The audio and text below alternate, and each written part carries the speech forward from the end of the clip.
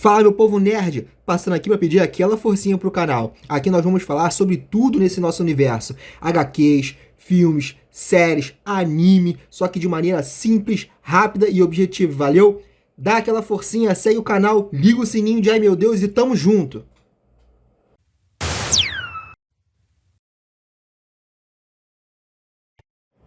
Olá pessoas, hoje venho trazendo um vídeo bem diferente dos outros. Nesse novo tipo de vídeo, eu vou pegar uma história em quadrinhos antiga ou nova, que eu acho bem diferente e interessante, e vou passando um resuminho aqui, bem rápido, mas informativo, com a intenção de mostrar a vocês que só conhecem o universo dos filmes nerds no cinema, que existem histórias muito mais interessantes nas HQs, que ainda podem ser adaptadas. Espero que curtam bastante esse vídeo e as informações mais técnicas eu vou deixando na descrição do vídeo, valeu? Dá uma conferida lá e bora pro vídeo!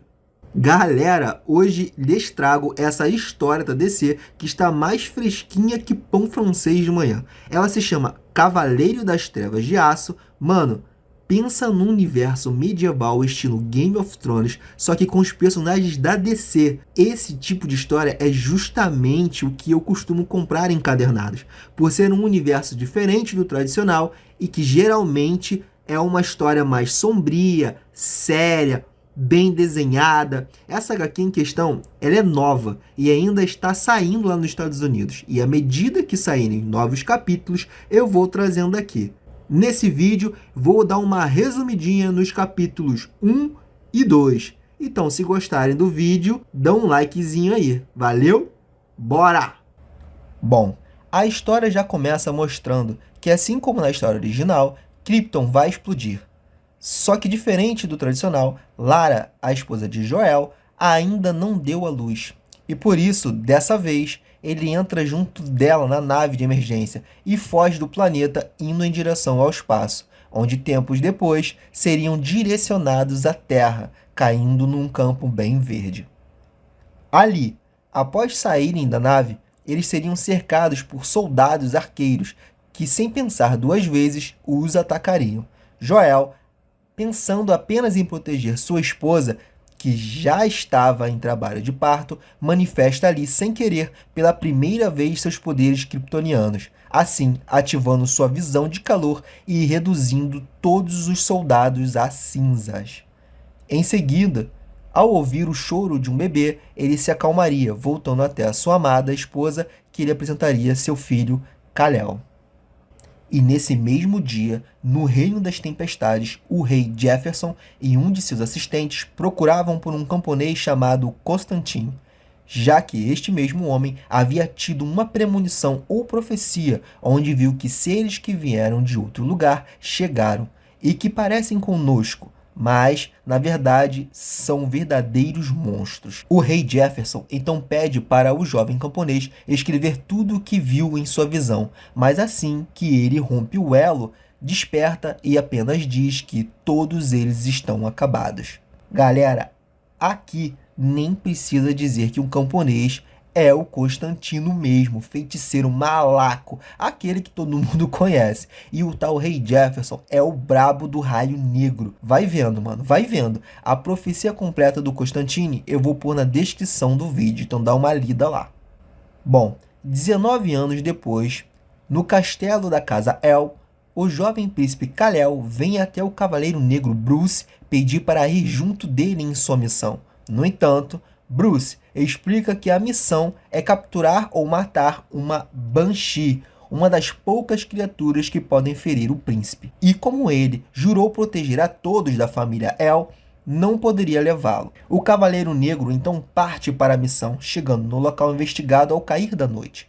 Junto de seu escudeiro Alfred, ele encontra na entrada da vila Richard e Duke, que informam a localização da Banshee e dizem que os outros Robins estão evacuando a pousada. Aqui, cara, parece então que Bruce é uma espécie de caçador de monstros, é quase um estilo The Witcher. E os Robins são passarinhos, entre aspas, informantes que agem como seus olhos e ouvidos em busca de informações por todo o reino. Alfred diz que ficará na retaguarda, dizendo que não permitirá que a Banshee saia da vila caso ela passe pelo Bruce. Enquanto o morcegão marrento como sempre, apenas responde que ela não passará. Então, o Cavaleiro Negro segue entrando sozinho aonde a Banshee estaria adormecida. Ele sai entrando no quarto dela, já apontando sua espada em sua direção. A Banshee o saúda como o Cavaleiro Morcego Bastardo. Ele, por sinal, pergunta se ela é alguma assassina enviada pelo rei Jefferson, e a loira diz que não veio trazer problemas ao reino, mas Bruce, em resposta a ela, diz que ela será presa assim mesmo só por ter usado magia, e isso é proibido neste reino. A Banshee então responde ao cavaleiro dizendo que seu nome é Dinah e ela não irá com ele calmamente. Então ela ataca usando sua poderosa onda sonora. Bruce sobrevive ao ataque, o que deixa tanto ele quanto ela surpresos, já que um humano normal não deveria suportar tal poder. Assim, ela desfere um segundo ataque, mas é logo interrompida pelo príncipe Kal-El, que aparece do nada tampando sua boca. Ele diz que a tal Banshee não parecia um monstro, mas apenas uma garota assustada. Bruce golpeia Dinah em seguida, a fazendo desacordar, enquanto o príncipe Kal-El pergunta se aquilo era mesmo necessário. Bruce apenas responde, mandando o príncipe levá-la para a Caverna de El, que aqui deve ser um tipo de Batcaverna prisão do reino. E pelo que eu entendi da história, mais ou menos até aqui, os poderes aqui nesse mundo medieval devem ser encarados como magia. Além disso, aqui nessa parte nós vemos as adaptações dos personagens Robbins, Dick Grayson, Stephanie Brown, Jason Todd, Cina, além da Dinah Lance, que é a Canário Negro. Vai dizer que não tá maneiro. Indo a caminho da prisão, o Cavaleiro Negro bate de frente com Harley Quinn, que aqui parece ser uma boba da corte, que por sinal vai zoando ele o caminho todo. Mas sério como sempre, o Cavaleiro nem dá bola. Mais tarde, frente ao rei Joel e à rainha Lara, Bruce é questionado do porquê levou o príncipe Kal-El em sua missão.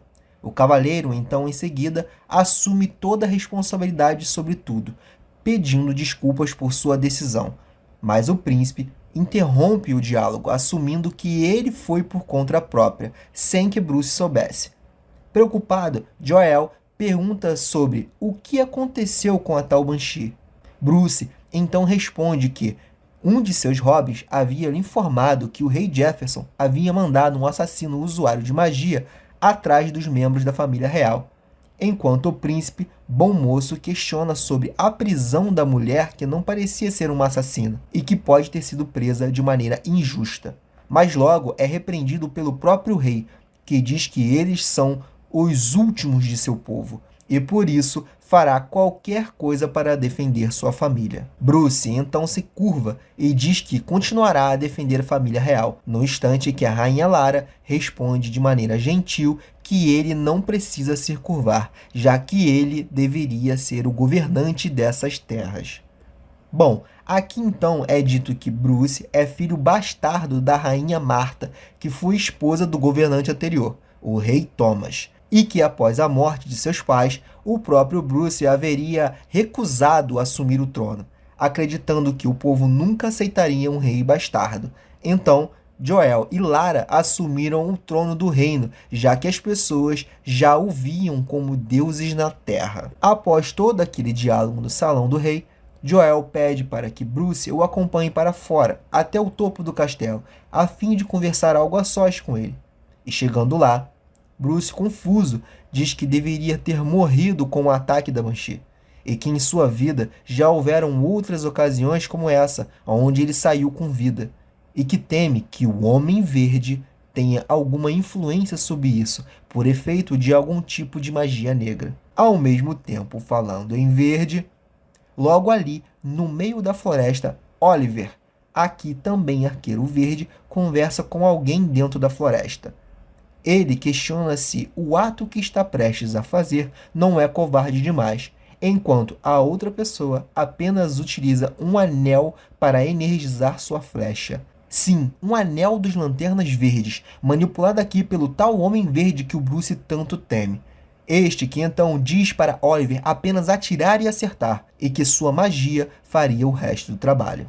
Voltando ao castelo, ainda naquela conversa, Joel pede desculpas por Bruce pensar que está amaldiçoado, e que ele não deveria carregar essa culpa enquanto ele próprio escondia a sua, pois Bruce não é um erro do passado, e sim um acidente.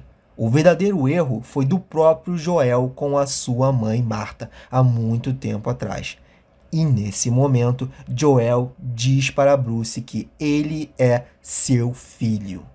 E por isso, o rei sempre soube que o Cavaleiro Negro deveria ser o verdadeiro governante, por pertencer aos dois mundos, meio humano e meio kryptoniano, amado por dois pais, amado por dois reis.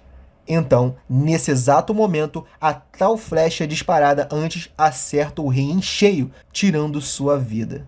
E o capítulo se encerra com essa cena muito épica do Bruce segurando seu agora pai morto em seus braços, enquanto seus olhos manifestam pela primeira vez a visão de calor kryptoniana, demonstrando então toda a sua fúria em cena. Toma plot twist na sua cara, mano. Aqui o Bruce é irmão do Superman. É isso aí, cara. Mano, sempre foi muito maneiro acompanhar essa dualidade entre dia e noite. Assim, o Batman sendo a noite e o Superman o dia. Cara, mas aqui elevaram essa dualidade a um nível extremo que eu pessoalmente não tinha visto antes nos quadrinhos. Porque, mano, fazer eles dois serem meio irmãos, cara, é a primeira vez que eu vejo isso e eu curti muito, cara, eu curti muito. Bom, esse foi o fim do capítulo 1. E agora eu vou iniciar o capítulo 2 com mais twists ainda. O capítulo 2 começa exatamente onde o anterior acabou, com Bruce segurando o corpo morto de seu pai, enquanto em fúria solta uma poderosa rajada de calor dos olhos em direção ao céu. Dentro do salão do rei, o príncipe Kal-El e sua mãe têm a sua atenção chamada e correm em direção ao alto do castelo, se deparando então com a cena em questão. Nem ela, nem o príncipe acreditam no que estão vendo, já que, como deuses na Terra, eles deveriam ser invencíveis. Bruce, então, sem pensar duas vezes, salta do alto do castelo em direção ao chão, focado em pegar o tal atirador. Alfred já estaria ali embaixo, e sem perder tempo, ambos partem em direção à floresta a cavalo. Alfred não entenderia como uma flecha poderia ir tão longe, enquanto Bruce diz que isso provavelmente seria obra do Homem Verde. Nesse momento, então, outra flecha cruzaria a floresta, e dessa vez em direção a Alfred. Mas agora, Bruce, provavelmente usando sem saber seus poderes kryptonianos, evitaria o ataque, pegando a flecha no ar. Ao mesmo tempo em que, com seus olhos, ele enxergaria a longa distância Oliver escondido entre as árvores. Então, o Cavaleiro Morcego saltaria em sua direção e, com apenas um ataque, deceparia um de seus braços, assim inutilizando seu oponente. Ainda em fúria, o Cavaleiro Negro colocaria sua espada no pescoço do arqueiro, ou perguntando onde estaria um Homem Verde, enquanto Alfred, preocupado, pedia para que Bruce não o matasse. O Cavaleiro Negro apenas respondia que não o mataria, pois não poderia ter respostas de um homem morto. Longe dali, no Reino das Tempestades, temos a cena onde o tal Homem Verde aparece para Constantine, o informando que o rei Joel está morto. Em outro lugar do reino, o rei Jefferson, contente, observa seus amados filhos praticando seus poderes. Logo, a cena é interrompida por Constantine, que se aproxima do rei para lhe informar sobre a morte do rei Joel, e que isso lhe preocupa, pois mesmo ele não sabe o que sua profecia significa, e que Joel, apesar de tudo, nunca foi um rei mau. O rei Jefferson afirma que todos com magia no reino de El somem, enquanto Constantine diz que provavelmente seria culpa do Batman e não deles. Jefferson então apenas afirma que escolheu seu reino e seus filhos acima de tudo, e que ninguém poderia garantir a segurança de ambos enquanto alienígenas vivessem na Terra. Voltando para o castelo de El, a General Waller diz que é hora de guerra, contra o Reino das Tempestades, enquanto a rainha Lara, ainda abalada, diz que não quer enviar soldados para a guerra, evitando assim mais mortes nesse dia. Harley e Alfred apoiam a ideia, enquanto a general afirma que um ataque agora pode ser a única esperança de vitória. Harley pergunta a Bruce o que ele pensa sobre isso, e nesse momento o príncipe Kal-El interrompe dizendo que Bruce não tem voz nessa situação, já que essa seria uma crise familiar e Bruce não seria parte da família. Assim, Kal-El demonstraria ali o quanto culpava Bruce por não ter protegido seu pai. Bruce, de cabeça baixa, também se culpa, dizendo a Alfred que uma guerra agora seria inevitável. Alfred temia isso, pois uma guerra desse porte envolveria outros reinos. Falando em outros reinos, vamos para a Ilha das Amazonas, aonde a recém-chegada Lois Lane, agente da rainha Hipólita, vinha lhe informar sobre o ocorrido, sobre a morte do rei Joel. Então, em imediato, a rainha Hipólita diz que irá convocar um conselho de guerra, enquanto pede para que Lois leve a mensagem para a princesa, que estaria neste momento no campo de treinamento. Lois então parte para lá, chegando primeiro até a princesa Diana, filha de Hipólita, que ficaria feliz em ver a sua amiga. No entanto, Lois não estaria ali para falar com ela, e sim com a sua parceira de treino. Essa seria Zala Joel, a filha do rei Joel. Zala imediatamente encerraria o treino, impactada com a notícia, dizendo a Diana que precisaria partir neste momento. Então, abalada e com lágrimas em seus olhos, ela sairia voando dali, enquanto Diana, igualmente triste, dizia que a profecia que todos temiam parecia que iria se cumprir, e que uma guerra contra os deuses provavelmente se aproximava. Isso mesmo, meu povo. Aqui, a Supergirl é filha de Joel. Ela é irmã do Superman. Mano, além disso, ela é namorada da Mulher Maravilha. Que casal, mano. Que casal. Vai dizer que essa história não daria uma série muito maneira, cara. Uma série estilo HBO com 10, 12 episódios, que seria muito épico. Isso sem falar na Amanda Waller sendo general da casa de El. Mano, é muito massa velho, muito massa velho. Enfim, voltando para o castelo de El, o príncipe, sério e imponente, mandava Bruce e Harley sair, enquanto ele iria falar pessoalmente com Oliver, que estaria preso na caverna. Saindo dali, Harley dizia a Bruce que tinha medo de Lara e Cal, agora seguirem um caminho de guerra, e pedia sua ajuda para trazê-los de volta à razão. Bruce a ignorava, dizendo que suas intenções não são confiáveis. De volta à frente das grades, Kal-El diz que poderia destruir o arqueiro com apenas um olhar, e perguntaria o porquê matar seu pai, que era um bom homem, um bom rei. Mas Oliver imediatamente responde que ele não era um homem, e sim um monstro igual ao seu filho. Oliver então pede para que o príncipe o mate de uma vez, mas Cal apenas responde que não faria isso, pois em sua família não há assassinos. Então, pulamos para o meio da noite no Reino das Tempestades, aonde o rei Jefferson desperta de seu sono após um grande estrondo. Ele corre para ver o que seria e encontra no meio do ar Zala segurando seu filho Jacob de forma ameaçadora. Furioso, o rei manifesta seus poderes, mandando que ela largasse seu filho no chão, enquanto a supermoça sorria ironicamente, lhe dizendo que essa não seria uma má ideia. Ela então subiria ainda mais ao céu, levando Jacob, que furioso também a ameaçaria. Mas isso acabaria sendo a última motivação que ela precisava para soltá-lo. Assim, surpreendentemente, o largando em direção à morte. O rei Jefferson, incrédulo, atacaria com toda a sua força a princesa ainda no céu, que mais uma vez, ironicamente, apenas dizia que o ataque apenas lhe fez cócegas. Em seguida, saía voando dali, enquanto o rei simplesmente se ajoelharia triste em desespero. É isso aí, mano. Final do capítulo 2 nessa cena épica. Cara, não tem como não se empolgar com uma história dessas, cara. Enredo bom, plot twist atrás de plot twist, e ilustrações incríveis. O que mais a gente quer, cara? Só se saísse um filme mesmo ou uma série. E assim que saírem novos capítulos, eu volto correndo pra cá pra trazer pra todo mundo dar uma conferida. Bom, por hoje é só isso aí. Não esqueçam de ligar o nosso bate-sinal e tchau!